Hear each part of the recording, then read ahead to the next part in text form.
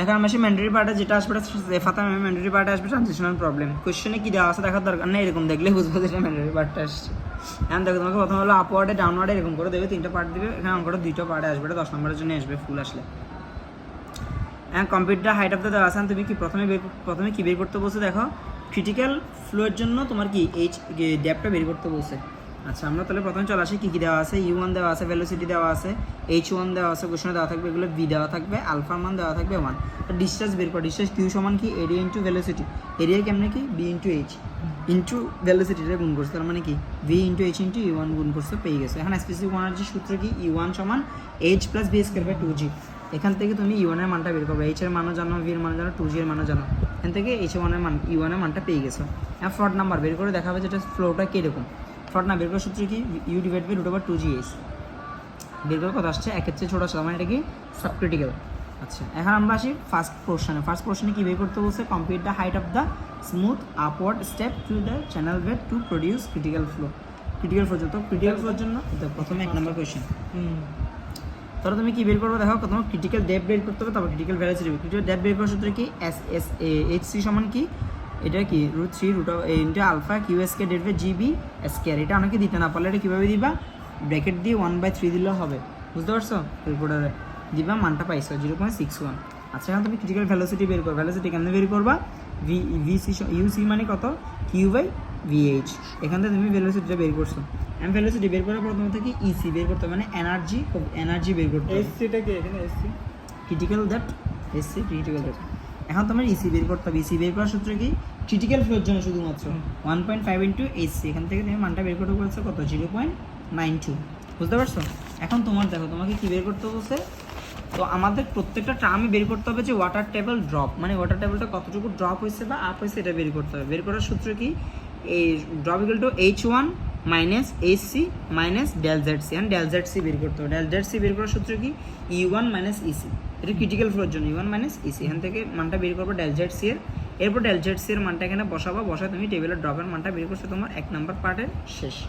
এখন B number পার্টে কি বলছো দেখো, আপওয়ার্ড স্টেপ 0.45। আচ্ছা আপওয়ার্ড স্টেপ বলতে মানে আপওয়ার্ডের বলা মানে কি ডেল জেড বলা আছে কত 0.45।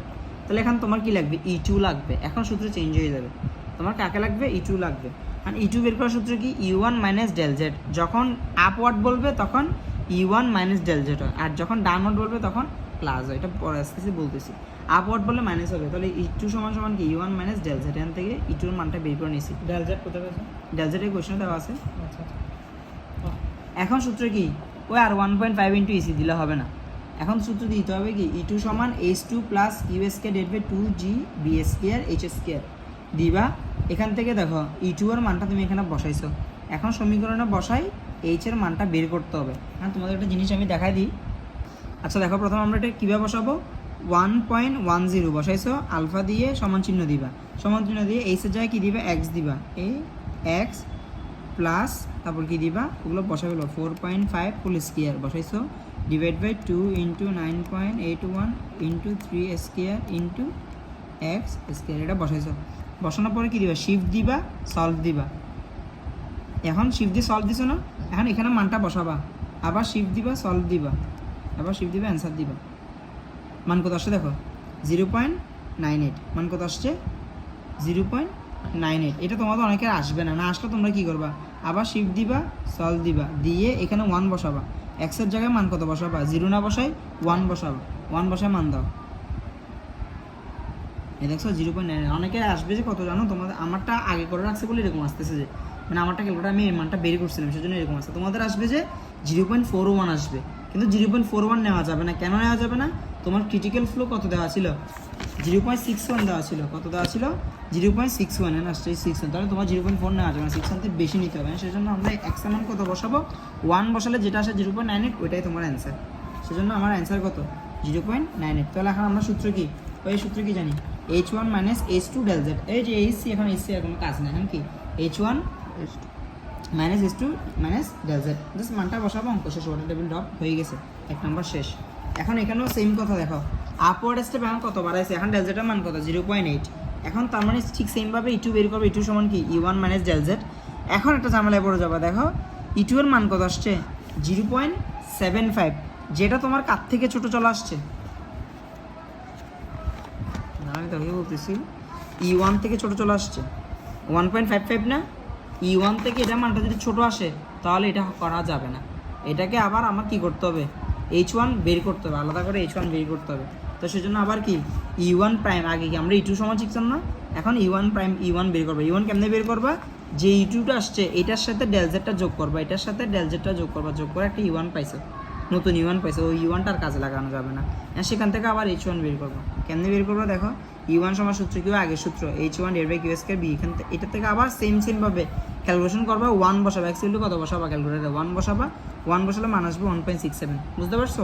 বসে এখন তুমি ড্রপটা বের করবা, ড্রপে আগে কি শিখতা, H1 মাইনাস H2 শিখতা না, কিন্তু এখানে দেখো H2 আমরা বের করছি করে নি, সেজন্য আমরা H2 জায়গায় কত বসাবো, H প্রাইমটা AC বসা দিব, AC মাইনাস ডেল জেড বসাবা, ম্যাথ করবো, অঙ্ক শেষ। এবার ডাউনওয়ার্ডে আসি, ডাউনওয়ার্ডের ক্ষেত্রে একদম সেম, ইটু আবার ওই এটার মতো করে, ডাউনওয়ার্ডটা ঠিক সেম এটার মতো করে। তাহলে এখানে কি ইটু সমান কি ছিল, E1 মাইনাস ডেল জেড ছিল, এখানে কি E1 প্লাস ডেল জেড, বুঝতে পারছো?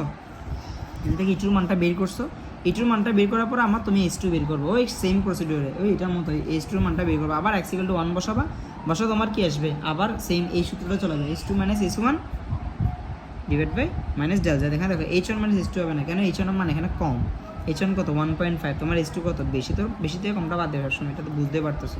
তো 1.97 মাইনাস 1.5 মাইনাস 0.45, চিত্র দুটো একটু এঁকে দিবা, চিত্রগুলো একটু এঁকে দিবা, এই চিত্র, বুঝতে পারছো? তো ম্যান্ডেটরি পার্ট এটাই ছিল। তো বলবো কি এটা আর এটা প্রায় সেম, কিন্তু এটা একটু ডিফারেন্ট। কেন ডিফারেন্ট, এখানে E1 এর মানটা আবার আলাদা করে বের করতে হয়, কেন এখানে মানটা চেঞ্জ হয়ে গেছে সেজন্য, আর যেখানে চেঞ্জ সেখানে ক্রিটিক্যাল ডেপ্ট আসবে, মাইনাস এসসি করবা, H1 মাইনাস H2 না করে এসসি করবা। তো ম্যাথটা এখানেই শেষ। তো এই ম্যাথটা তোমাদের ম্যান্ডেটরি পার্টে আসতে পারে, এটা একটু দেখে নিবা, এতটুকু ধন্যবাদ সবাই।